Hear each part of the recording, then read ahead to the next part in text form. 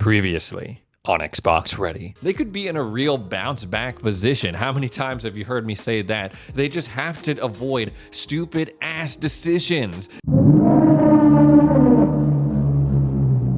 What is up, y'all, and welcome to Xbox Ready, my YouTube channel that is all about Xbox. I get on here multiple times a week to talk the latest Xbox news, rumors, games, accessories. You know how it goes. Pretty much anything I want to talk about as long as it's about Xbox in some way. It's my channel. That's how things work. Now, Xbox has put us through a lot this year. A lot. They've been giving me whiplash all through 2025. You remember at the beginning of this year how great things were? We were finally getting moving on the first party games. They were going crazy with the day one additions to Xbox Game Pass when it was still $20 a month. Back in April, remember when they dropped Oblivion Remaster and Expedition 33, currently the front runner for Game of the Year, in the same month onto Game Pass? Then they immediately followed that up in the month of May with, oh hey, you like Expedition 33? Here's Metaphor RE Fantasio, one of the best games of 2024,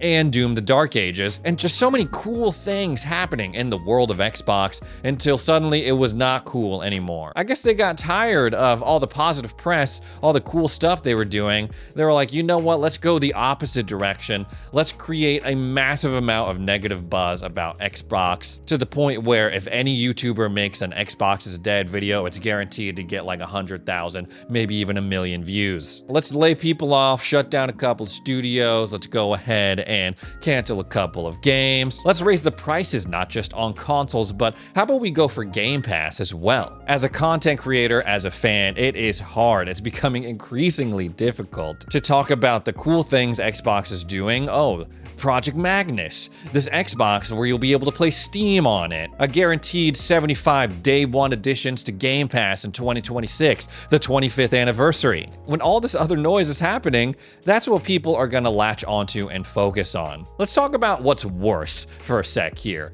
Raising the price of Game Pass Ultimate from $20 to $30, like not even stopping at $25, just doing a full $10 increase in one fell swoop, or raising the prices of Xbox Series X and S consoles, not once, not twice, but 3 times. Now, Ray, hold up. What are you talking about? As far as I'm aware, last time I checked, there's only been 2 price increases to Xbox hardware. The first one coming back in May, second one coming in October. That second one ended up pushing the price of a Series S, just a regular ass Series S, not even the full terabyte one, all the way up to $400, with the most expensive Series X going for as much as $800. Suddenly, we are living in a timeline where consoles are getting more expensive as their life cycle goes on, not just on Xbox, but on PlayStation and Nintendo as well. And just when we thought things couldn't possibly get any more expensive, just when we think that we can put all of this craziness behind us, turn a new page, look towards the future with hope and excitement, something comes out that has everyone worrying that we're gonna see another round of price increases on Xbox hardware. Moore's Law is dead. A YouTuber, leaker, insider that we've talked about multiple times on the channel, Jimmy, came on to talk about his Project Magnus leaks. He just put up a video saying that he's spoken with multiple contacts at memory makers, retailers, and partners who claim that 40% of the world's total DRAM output is going to be tied up in this deal with OpenAI and Samsung. This has caused a domino effect and has forced all these other tech manufacturers to buy up a shit ton of RAM, which in turn is creating a just overall massive shortage of RAM and GDDR. While most of the world's RAM is going to be tied up in this stupid OpenAI Samsung deal, people who make graphics cards, laptops, and video game consoles are going to be fighting over the scraps to make their own products. And because there's already a shortage, if you're a company and you didn't have a long-term plan to navigate all of this craziness, you're pretty much fucked. Where do you think Microsoft falls in all of this? Just take a wild guess. this? Well, according to Moore's Law is Dead, it's the we're fucked category. Tom says that he's reached out to his contacts at retailers,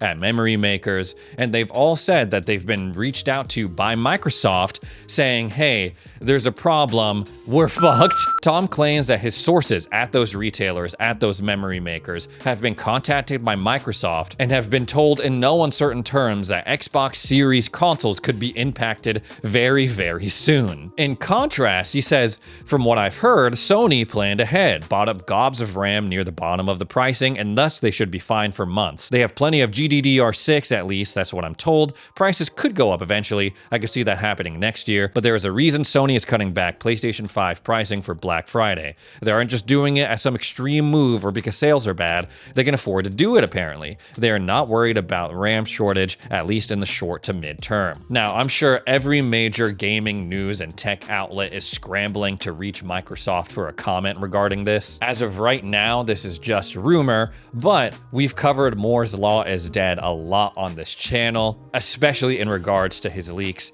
for Project Magnus. We liked him back then, we believed him back then, so we have to sort of believe him now too. And even if it is just a rumor, even if this turns out to be total crap, stuff like this is why Xbox leadership is constantly trying to put out fires and convince people, yes, we are continuing to make Xbox consoles. Hardware is super, super important to us. We just talked about in another video, Sarah Bond and her interview with Fortune, where she doubled down and said, yes, hardware is important to us. We're going to keep going with that. We're going to make games accessible across all these devices. But should we start to really worry and question whether or not they're actually going to be able to back that talk up? Because right now, we're thinking about it in terms of how this is going to affect the Xbox Series X and S. Oh, it's going to drive prices up. That seems pretty plausible considering all this craziness about them not stocking retailers anymore, Xbox sections in Target shrinking and shrinking, places like Sam's Club not even bothering to have Xbox consoles in their stores anymore. But make no mistake, this is not going to affect just the current gen consoles, but also the next gen ones that we've been talking so much about. Project Magnus,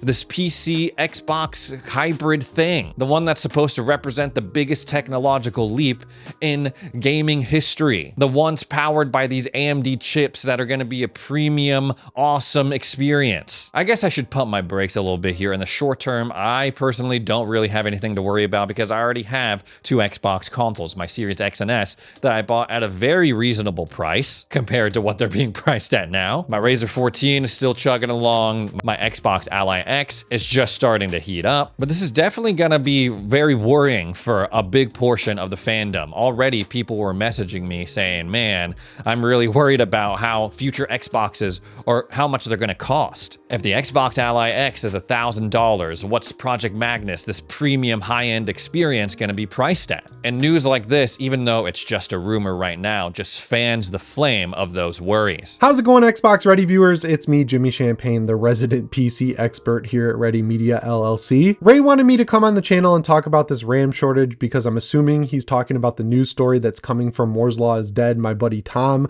Basically what happened is it turns out Microsoft didn't stockpile RAM for the Xbox Series X, and now prices are going through the roof. The reason they're going through the roof is a weird combination of like the economy and AI, of course. All these companies like OpenAI, X with Grok, everyone else making an AI large language model needs RAM and chips and memory and all these computer parts that, you know, Xbox needs for their Series X's and S's, Sony needs for the PS5, Valve needs for the Steam machine, anyone who's building a PC needs. So obviously they have a fork in the road. They could build more factories and increase their output of memory, or they could just upcharge the shit out of everyone for the amount that they already have. And you know, that's exactly what they did. They're saying, OpenAI, you're paying a lot.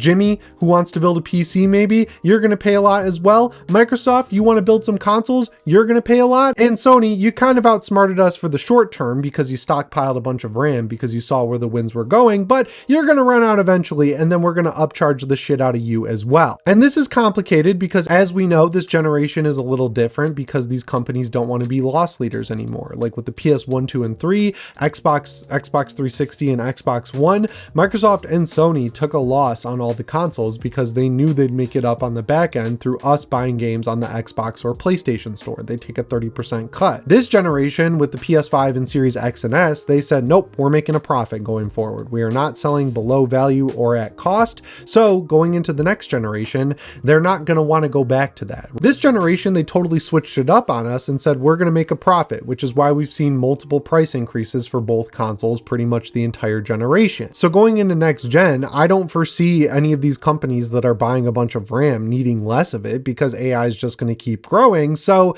that leaves them in a weird spot. If they want to charge a fair or good price for their console, they're going to have to go back to the past and, eat some of the cost of the console and make it up later with Game Pass or third-party game sales. But if they want to make a profit, we're going to have to pay more for consoles. Or if they don't want to do that, they're just going to charge what they have to charge, and that means consoles are going to be more expensive, like in the $700 to $800 range. There's no way to get below that without getting the exact same performance that the Series X and PS5 already have. So potentially this could be pretty bad, but Sony's way around this is keeping the PS5 around as long as possible. Like even after the PS6 comes out, I think we're going to see a lot of cross-generational games. Xbox is in a little bit of a different spot because they're moving to PC, and we know that they're going for maximum power from the Magnus chip. So either way, you're going to be paying more for the Xbox, but you're going to get performance that helps, and you're going to be able to use Windows and install Steam and everything else. So that is a benefit you're getting for the increased cost. So this is an interesting situation because right now it's covering RAM and memory, but what if tomorrow OpenAI is like, we want every 7600X. Oh, that's the exact GPU that the PS5 and Xbox Series X use? Too bad, we're buying them all. And then suddenly the price of them shoots through the roof, and then that gets added on to the increased cost of memory. So as these AI companies need more components, it's going to drive the cost up of everything, and I don't foresee that changing soon. So is this bad? Yes. How bad it will be, we just gotta wait and see. So like, it's not good for anyone, and I hate that we live in this situation because, Valve has a new machine coming out, the Steam machine, and it's like really hard to be excited for it when you don't know the price, but they're not announcing the price because they don't know how much it's gonna cost to make it, and that really is an important factor when it comes to determining the price. So yeah, sorry I don't have great news for you guys, but it's bad no matter where you play. That's the silver lining. Like Nintendo's going to have to raise prices too. So, could be worse. But yeah, that's all I got. If you're interested in the world of PCs, check out my channel Deck Ready. I hope Ray links it in the description, but if he doesn't, it's easy to find. Anyways, guys, that's all the Xbox stuff I got to talk about today. Thanks so much for joining me for another edition of Xbox Ready. If you made it this far into the video, consider subscribing. See you in the next one.